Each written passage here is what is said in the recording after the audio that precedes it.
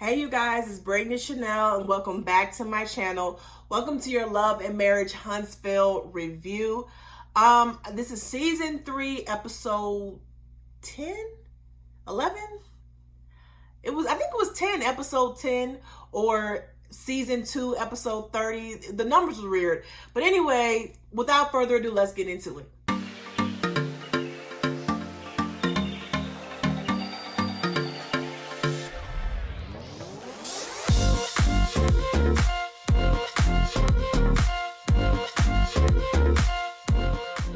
Okay, you guys, so the episode opens up. The guys are playing basketball and they start talking about Mel and Martell and what happened last night. Mel, Martell comes in with his Daisy Dukes, okay, with his birthday suit damn near. Martell, if you don't go find you some clothes that must fit, okay? Find you some clothes that fit. We tired of looking at your short shorts you be having on. They're talking about everything, and then they ended up talking about Tish surprise therapy. And something that Marceau has said, he said when he met Tish, she was confident. She used to walk with her held high, and her shoulders used to be square, and now she's lacked confidence. And I think it was Martell who said it's because I know when y'all first got together, you would not allow her to do certain things. And then, Marceau was like, it's not that I didn't allow her to do it, it's that she didn't want to, which we all know a lie. If you go back to season 1, she absolutely wanted to do some of those things. And you resisted. You didn't want her to do them. You want her to stay home, cooking and cleaning and all fucking day. And then she's on this TV show where everyone is picking apart everything that she's doing. Everyone is picking up how she speaks. Everyone's picking apart about how y'all marriage is, how you treat her on the show. So that would, naturally that would make anybody not as confident.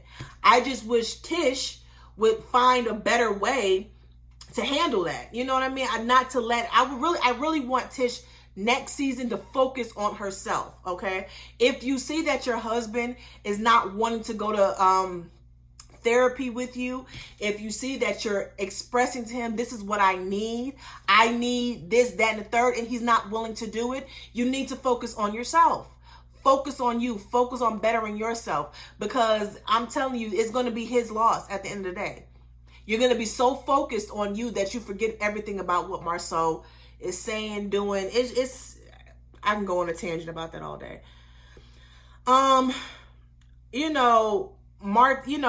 Martell is telling, Marceau, it's a good thing that, she wants to go to therapy. Like, it's a good thing. And he's telling her, and, in the confessionals, in return, Marceau was giving Martell some advice. And Martell in his confessionals is saying, well, Marceau was the last person to get advice because he didn't even want therapy from a licensed, therapist or whatever. And true, I agree with everything he said. I agree that he didn't want any advice, so he shouldn't be giving out advice. But Martell, neither did you. You only wanted advice from someone who can agree with you or who's gone through what you've gone through. You know what I mean? Like, you were mad at Dr. Francis because he ain't fuck around on his wife. So you didn't want to listen to him because, he couldn't relate to what you was going through. These men in this show, I swear to God. So the girls are at the pool, and Miss, I'm telling y'all, can say what y'all want about Tish. She get on my nerve too, but Tish in that bathing suit, in that little fishnet with the heels, and it was lime green, that just complimented her dark chocolate skin. With her, I was like, bitch, you better get it with your fine self, girl. She looking really good. So they're out at the pool. Melody is not there, right? So Martell was like, oh, I'ma check on her. And then I was like, well, why are you checking on her? Like, maybe he was going in there to apologize. I don't know. But I was kind of like, why are you going in there? Why didn't someone else? Why didn't Destiny go in and check on her? Tiffany, like Tisha, like, why didn't any of the women go check on her? Why did you have to go do it? Child, anyway, so And I'm kind of mad at the group for not doing that. Martell and Mel start talking. So Martell comes in there with all his pleasantries, asking her, how did you sleep last night, and things of that nature. I slept okay until you came in my room at 1:30 in the morning. What would you doing in my room at 1:30 in the morning, Martell? Martell, what would you doing in my room? And he said, well, I just come to apologize. Now we all know that he wasn't coming to apologize. He felt like he'd come in there and probably get him some. I don't know. I don't fucking know. I don't think it was smart to come into her room at 1:30 when y'all just had the argument. But I think what she's doing is letting the other side chick know, Coleslaw, that I can have your man if I still wanted him. He may be with you, but if I wanted him, I could have him. He's mine. You may have had him once, but I got him all the time. Yeah, that's basically what she was saying. They start arguing. So it was weird because she started arguing with him about, triggers. Okay. She started arguing with him about triggers. He said something about her music and she was like, you wanted me to invite you to the release party. That my, that my kids are my triggers. And I mean, she's arguing, and Martell he walks away at one point, but then she's like, no, I'm gonna finish what I gotta say. So he's like, okay, finish, Mel. Then she starts going off, arguing, and then he leaves again. Then she says something about the side chick, and then he comes right back and it starts accusing Melody of having affairs with other men. And it was 2 other men, and they were supposedly engaged. And I've said this in previous reviews, Mel and Martell are one of the same. I think we were just so distracted last season because of the fuck shit that Martell was doing. We got so distracted and we completely forgot that Mel ain't shit. Mel ain't shit. Bitch, he was walking away. Y'all just had a fucking argument. Now is not the time to talk about anything, okay? You need to wait, okay? Y'all divorce is still fucking fresh. I understand that you are in this space with him, that y'all is fresh and y'all are on vacation together right now, and it's not the ideal situation. But to continue on trying to have a conversation with him and talk to him, and also, it's real.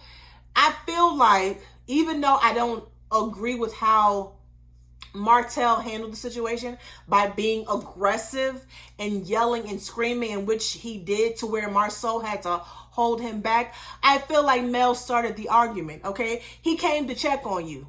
He came to fucking check on you, okay? I'm doing fine, Martell. I slept okay. And if he wanted to apologize, okay, I accept your apology, and kept it pushing. We don't need to rehash the shit we just got finished arguing about. We don't need to do that, because the night before proved that you two cannot have a conversation at this point without arguing. So it's nothing else that y'all need to talk about. I mean, it was a mess. Like I said, Mel and Martell are the same people. They the same fucking people. So this is later on in the day, and they're getting ready to, I guess, play games or whatever the case may be. And Mel is not ready. She's not in the right mind frame to be out there with Martell. So Tish and Kimmy go out there to go see about her. Melanie, stop lying. Stop fucking lying. Girl, you knew that man was going to be there because you said it took destiny. I feel like Mel knew that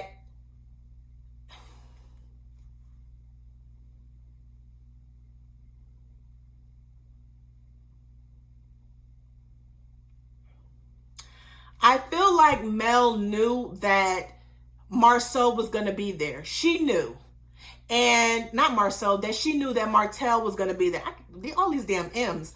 She knew that Martell was going to be there. And it's like, if you didn't want him there, you shouldn't have showed up. But because Destiny was going to be there, you felt like it was safe. You knew he was going to be there. Stop making yourself out to be the victim. I feel like her, being in the house was basically like, come see about me. I feel like she wanted the ladies to come in and see about her so she can put some of that attention on her. I just kind of felt like, girl, she's an attention seeker. Like I said, she's no better than Martell. Martell is just more, he's not smart about the way he goes about things.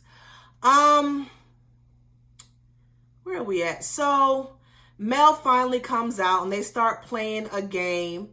Child, what is this?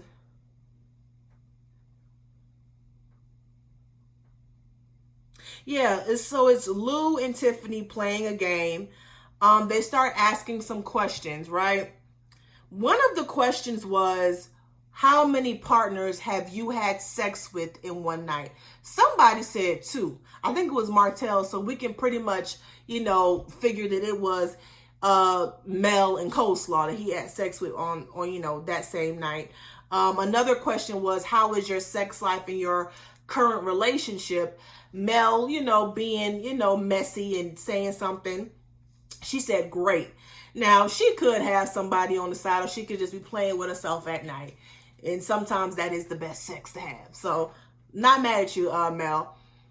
But back to the question about how many people that you've had sex with in one night, Maurice said 6. He said he had sex with 6 people in one night. I was like, you nasty mother. You had to have had an STD after that. Like you got one. You had an STD after that. I don't care what nobody say. You had an STD. That is so nasty. So I'm thinking it was like an orgy situation. I'm thinking it was like, okay, with 3 people on this, and then 3 people like the next hour or so. That was nasty. I'm like, you didn't take a shower after all that. Tish was asking all the questions we wanted to know. Him, did you wear a condom? Which I don't believe you wore a condom from every one of them. Did you take a shower? Like, she was asking all the questions. And I was like, oh, that's so nasty. That is disgusting. 6 people in one night? That's nasty. Okay. There was also a question about staying faithful in a relationship. So everybody's drunk. Everybody drank the little drink or whatever, except for Tish. Tish says she's faithful. And Tiffany said something about, aren't you a fucking princess? Well, bitch, everybody ain't got to be out here fucking around. I think the question was, have you been unfaithful, period? And people I feel like it's not fair. I really feel like it's not a fair question to ask. But it was messy. The questions was messy. Of course, Martell is going to drink. I think everyone in there had a drink except for, Tish, because she said she's faithful. Then there was another question about if everyone was happy in their current relationships. And I think everyone except for Martell and Marceau had a drink. And I'm like, you know what, Marceau? Like, you think this is a game and you think this is funny, and it's really fucking not. Okay? You just got done telling these people that she's not confident, right? And yet you do some shit like that. You know she's already not confident in your relationship, okay? So, and then you do some shit like that. That's not funny. You don't play. You know how your wife is feeling, and you would do that. And to me, it's like, even with this whole, because I'm going to go ahead and jump ahead a little bit. Tish is planning a surprise vow renewal. And I feel like Tish is screaming out to her husband for attention. She is screaming out to Marceau for attention. And she is hoping that he is just going to take the bait. He's going to say, honey, I'm going to change. I'm going to turn my life around. I'm going to be all about you. I'm going to respect you. You can do whatever you want to do. That is what she's hoping. But she knows in the back of her mind that he's not going to do that. And people keep saying, well, Why doesn't she just ask him? Why don't she just ask Marceau for this? Why don't she just tell him how she is feeling? We've all seen this show previous seasons, and we know every time Tish confronts Marceau about something, he always manipulates her into thinking there is nothing wrong with him, there's something wrong with her. He always manipulates her. Oh, I provide. Oh, it's been 15 years. And in 15 years, have I ever done that, this, that, and the third? And he's always manipulating her into thinking that she doesn't really need what she's asking for because he's doing everything he's supposed to do. So that is why she's doing little shit like surprise therapy and surprise damn vow renewal, because she wants him to get it. And I'm here to tell you, Tish, if he ain't got it in 15 years, he probably won't ever get it. But anyway, so they start talking, right? They start talking. Tish, she sounds kind of drunk a little bit, but then she started asking the group what advice, can we give to other people? Destiny said, I don't want no advice from y'all. I can't give no advice. And I feel like that is true. She can't give any advice because she really didn't experience marriage. She really didn't get the full experience of being married, of having a family, like she said, like she kind of expressed. Martell said, do whatever your mate wants you to do it. Of course, he's meaning he can get his head and all this other stuff. And we all know what Martell meant, right? And so then Marceau asks Destiny, what did you do to make that man leave you? Girl, what? What? Why is it her fault? And I feel like that question was so and I was with Destiny, like, it is so disrespectful for you to automatically assume that man left her. It's something that she did. And then she was like, why is your ex-husband not here? He's where he needs to be. He's my ex-husband. I don't care where he's at. I ain't Mel, okay? I ain't trying to be around my ex-husband knowing damn well we divorced. How come you didn't ask what happened between you and LeBerick? Why is it, what did you do to make that man leave you? These men got some fucking nerve. I swear to God. Disrespectful, ugly ass. You need to get your teeth done on the top because I can't see them. Every time you smile, they disappear, honey. What's up with that, right? And then at some point, him and Tish says something about, if you expect to be happy in your relationship, then what did you get married for? While I agree that when you're in a relationship, when you're in a long-term relationship or marriage, you're not going to be happy every day. There are going to be some days where you can't stand that person. You just got into an argument. You're not happy with them and you're not happy with the situation. But overall, I don't want my marriage to be based on the fact that we got kids, and that's the reason why we're staying together. Because eventually, them kids is going to leave, and you're going to be stuck with this person that you really don't even know or is happy with, okay? So we need to get that out of our heads that we just going to do stuff for the kids. So I see what he was saying, but I went completely with him. Okay, then damn Tish gonna ask Maurice about Kiowa. Do you feel like you and Kiowa could have worked it out? Tish, you should have been slapped. Kimmy should have slapped you. She should have slapped you. You don't ask that man about his ex-wife in front of his current wife. Why are we even still talking about Kiowa? Why are we still talking about her? She is not even a factor right now. They've been divorced for over a few years, okay? Maurice is married. She is remarried. Why are we still talking about this? Why would you even bring that up? I'm looking at everyone's face. Everyone like, girl, what? Really? Like, seriously? I was just like, I don't understand why we're bringing this up. I think that Tish misses Kiowa as a sister-in-law. That's what I really think it is. And, she's missing that in Kimmy because Kimmy ain't for the bullshit. Okay, so they're getting ready to go. We have Lou and Tiffany in there discussing the dynamic of everyone's relationship, right? And they are sitting up here talking, and it comes off judgmental, because they're saying things like, well, everyone doesn't have the communication skills like we do, and y'all, and to me it's like, y'all only been married for like a few moments, okay? Y'all have not even been through the ringer with each other, okay? And so I'm not really understanding why everyone has to influence to be like y'all. And that's what he said. He said, let's just continue to influence. What the fuck can you influence us to do? Y'all just got married and y'all already got one divorce under y'all belt. What can y'all influence us to do? What? Like, what can you influence us to do? Child, please. Anyway, so they're getting ready to go. They at the club. The girls at the club. Tish tells the ladies that she is planning a surprise vow renewal. I don't agree with it. I just don't agree with it. I already spoke on this, but I feel like one person can't be doing all the work in the relationship. That's just not how it's going to work, honey. And we already know how he felt about the surprise relationship. The surprise therapy session. So this is not going to work out. So then,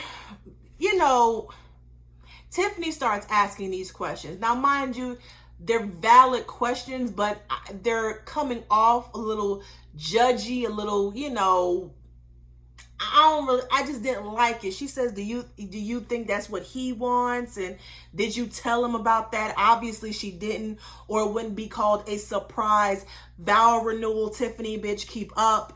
And, she just starts really just asking her questions. And then she mentions that Lou told her that, Tish lacks confidence, that Marceau told the guys that Tish lacks confidence.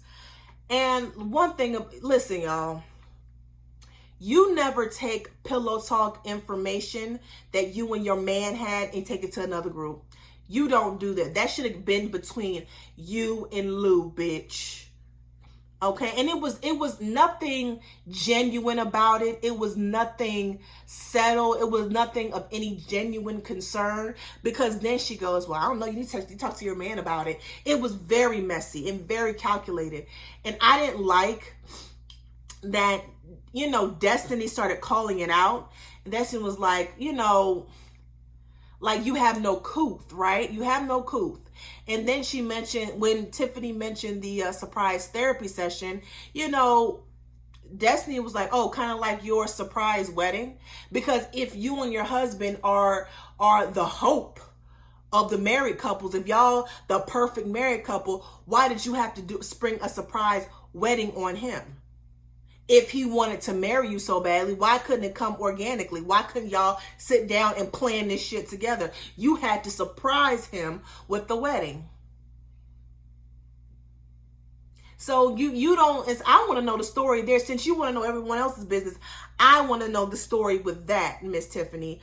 But Destiny, I also need to know the story about you and LeBaric. Why you jumping down Tiffany's neck, and don't mistake it. I'm here for it. But we need to know more of your business too if you're going to be around this group. I'm just saying. And so Destiny and Melanie start going back and forth, because Melanie keeps defending it and, saying, did she mean, do you think she meant something malicious? Well, tell her how she should go about it. She should go about it with more couth. She should read the room. I don't know how clear we need to be. She says she's so transparent. She says she thinks she's so damn smart, when she should understand what I'm saying. And I don't understand why you keep trying to defend her and not hold her feet to the fire. This your girl. You brought her into this group, not me. And the impression that she's given to everybody is not, it ain't good. So then at some point, Destiny and Tiffany start going back at it. Tiffany was like, Detroit, Atlanta, Huntsville, all of that comes out in this one person. And then Destiny shut that shit down. You ain't gonna shame me. You'll get dragged in all three of those places. Stop playing with me, boo. With your stringy hair. Okay? And that was basically the end of the episode, y'all. How did y'all feel about this week's Love and Marriage Huntsville review? Let me know how y'all felt about this week's episode. down in the comment section. Don't forget to like, share, comment, subscribe to my channel. Until next time, toodles.